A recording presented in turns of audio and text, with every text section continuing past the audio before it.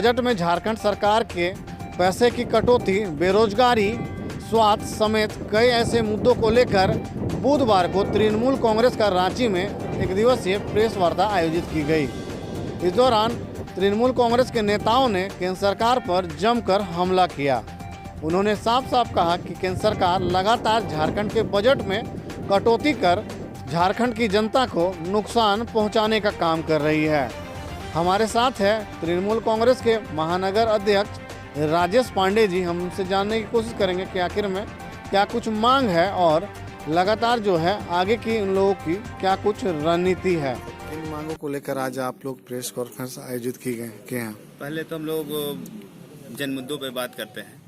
किसान आंदोलन के लिए हम लोग कल एक दिन का धरना प्रदर्शन करेंगे और जो केंद्र सरकार राज्य सरकार से सतेला व्यवहार कर रहा है, यहाँ जीएसटी का पैसा नहीं दे रहा और ये जो हम लोगों का बजट पेश हुआ है इसमें झारखंड को कुछ भी नहीं दिया गया है, या तो पूर्ण रूप में कहा जाए तो इग्नोर किया गया है झारखंड को। इस मुद्दे पर हम लोग आंदोलन कल करेंगे, एक दिवसीय धरना प्रदर्शन होगा, इसी के लिए हम लोग पीसी बुलाए हैं। सर, लगातार जो है ममता बनर्जी और हेमंत सोरेन में टकराव की स्थिति देखने को मिल रही है। नहीं, इसमें कोई टकराव की बात नहीं है।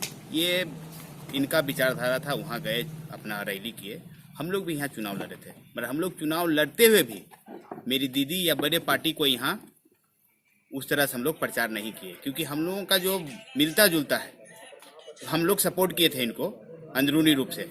और झारखंड सरकार मतलब हेमंत सरकार को भी चाहिए कि हम लोग एक विचारधारा के पार्टी हैं, तो हम लोग को भी सब बंगाल में सपोर्ट करें।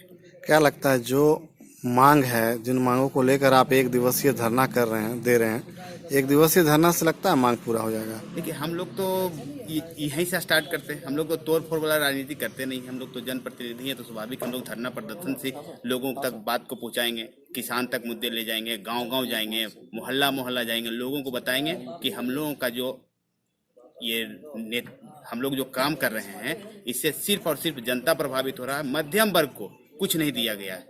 झारखंड को इग्नोर, अभी बंगाल में चुनाव है, बंगाल को थोड़ा सा दिया गया है, पर झारखंड को चुनाव नहीं है तो झारखंड को इग्नोर कर दिया गया है। ये बीजेपी का यही नीति है। जहां इनका सत्ता माना होता है खूब जोर लगाते हैं, जहां सत्ता में नहीं। तृणमूल कांग्रेस के नेता राजेश पांडे से बात की। अब हमारे साथ है तृणमूल कांग्रेस के नेता सुधांशु साहा। उनसे हम जानेंगे कि आखिर में जो वर्तमान समय में बंगाल की जो राजनीति है उसमें क्या कुछ वह कहते हैं। इतना अस्वस्थ है बंगाल चुनाव को लेकर, क्या लगता है जीत पाएगी आपकी पार्टी या फिर जो है फायदा हो जाएगा ओबीसी के कारण बीजेपी को? देखिए, बंगाल की जनता इस चीज़ को अच्छी तरह से समझती है और बंगाल हमेशा ही हर धर्म को मान के चलने वाला प्रदेश रहा है। हालांकि फूट डाला गया है वहाँ की जनता में भी धर्म के नाम पर, मगर सरकार तो हमारी बनेगी और मजबूत सरकार बनेगी। इससे पहले भी जब हमारी सरकार आई थी तो 188 सीट पर जीती थी। दूसरे बार लोग बताए कि हाँ ममता बनर्जी हिंदू विरोधी है, तो ममता बनर्जी इस बार हारेगी। 211 सीट पर हम लोग आए, हो सकता है इस बार 211 से भी ज्यादा पर आ जाए। आश्वस्त है हम लोग, जीत तो हमारी है, सरकार हमारी बनेगी। तो बीजेपी कह रही है कि लगभग हम सरकार बनाने जा रहे हैं, जनता का समर्थन मिल रहा है, रुझान है। कितना आश्वस्त है? क्या लग रहा है कि कहीं बीजेपी ओबीसी के कारण बाजी तो नहीं मार लेगी, कहीं जो हिंदू वोट है उसका तो फायदा नहीं हो जाएगा? धर्म की राजनीति कर रही है, जय श्री राम रैली निकालेंगे। धार्मिक हर आदमी का धर्म उसका सेंटिमेंट से जुड़ा होता है। लोग जय श्री राम का रैली निकाल रहे हैं, भीड़ जुट रही है, लेकिन भीड़ वोट में कितना % कन्वर्ट होता है ये हवाई बात है। बीजेपी हवा में है, हवा में रह जाएगी। हमारे विधायकों को तोड़ के ले जाएगी, डरा के धमका कर। इससे ज्यादा बीजेपी वहाँ कुछ नहीं कर सकती है। 294 सीट पर अपना प्रतिनिधि खड़ा करके देख ले बीजेपी, फिर बताए कि सरकार बनाएंगे कि सीट लाएंगे। 10 विधायक चले गए हैं साहब आपके? हाँ, एकदम गए हैं। जो करप्ट हैं, जिनको डर है वो जा रहे हैं डर से। जो रहेंगे वो ईमानदार रहेंगे, ईमानदारी पार्टी में रह पाएंगे। क्या लगता है विधानसभा जैसे जिस तरह से झारखंड विधानसभा चुनाव में पहले पार्टी चुनाव से पहले जो विधायक चले गए थे बीजेपी में, क्या इसी तरह का कुछ परिणाम आप देखने को मिलेगा?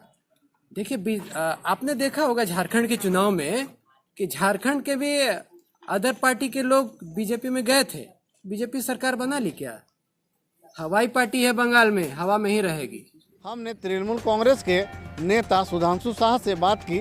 हमारे साथ हैं तृणमूल कांग्रेस के प्रदेश प्रवक्ता संजय कुमार पांडे। हम उनसे जानने की कोशिश करेंगे कि आखिर में जो बंगाल चुनाव है और उसे लेकर क्या कुछ रणनीति फिलहाल तृणमूल कांग्रेस अपना रही है, साथ ही जो मुख्य मांग है उन मांगों को लेकर क्या कुछ कदम उठाएगी। देश के बदलते हालात में हो रहे और लोकतांत्रिक व्यवस्था की गिरावट के लिए और साथ में किसानों के जन आंदोलन और बजट पे के मुद्दों पर को लेकर के हम लोग गंभीर हैं।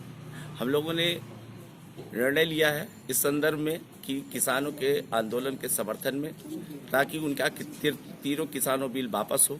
साथ में बजट में जो झारखंड को नज़रअंदाज किया गया है उन मुद्दों को लेकर के, और साथ ही जो सरकारी नौकरियां जो निजीकरण के कारण खत्म होगी और आरक्षण खत्म करने का जो प्रयास सरकार ने किया है ये ज्वलंत मुद्दों को लेकर के हम लोगों ने तय किया है कि हम लोग किसानों के समर्थन में, बेरोजगारों के समर्थन में, मजदूरों के समर्थन में और जनमानस जो दुखी है, कहीं न कहीं किसी गंभीर व्यवस्था से दुखी, गंभीर व्यवस्था में है, तो इस स्थिति को देखते हुए हम लोगों ने निर्णय लिया है कि उनके समर्थन में 1 दिवसीय धरना देंगे और इन मुद्दों को हम प्रदेश से लेकर के राजधानी दिल्ली तक ले जाएंगे। इसी क्रम में कल जो है बापू वाटिका में 1 दिवसीय धरना का आयोजन किया है। सर, लगातार जो है मतलब आप केंद्र सरकार के खिलाफ आप लोग जो है मोर्चा खोल देते हैं, राज्य सरकार के खिलाफ क्यों नहीं खोलते हैं? 5 लाख नौकरी का वादा की थी, रोजगार देने का मामला था। ये बहुत ही आपने अच्छे सवाल को उठाया है। भारत सरकार की दोहरी नीति, बजट में नहीं किए गए प्रावधान और इनके बकाये राशि का भुगतान नहीं किए जाने से झारखंड के विकास कार्य बाधित है। झारखंड सरकार विकास के लिए पूरी तरह योजनाएं बनाई हुई है, लेकिन भारत सरकार के समर्थन न मिलने के कारण और कोरोना महामारी में जो निपटने में इन्हें बहुत बड़ी राशि इन्होंने खर्च किया, बहुत बहादुरी के साथ कोरोना महामारी को निपटे। इसलिए ये यदि सरकार समर्थन कम भी देगी तो भी ये सरकार अपने जो वादे किए वो सब पूरी है। 60% बजट का जो है, जो पैसा है, अभी तक खर्च नहीं कर पाई है राज्य सरकार। आप कह रहे हैं कि पैसा चाहिए। योजनाएं बनाई गई है, महामारी के दौरान सारी योजनाएं ठप पड़ गई थी, योजनाएं बनी हुई है और मैं आशा करता हूं कि अगले आने वाले वित्तीय वर्ष में वो पूरी की जाएगी।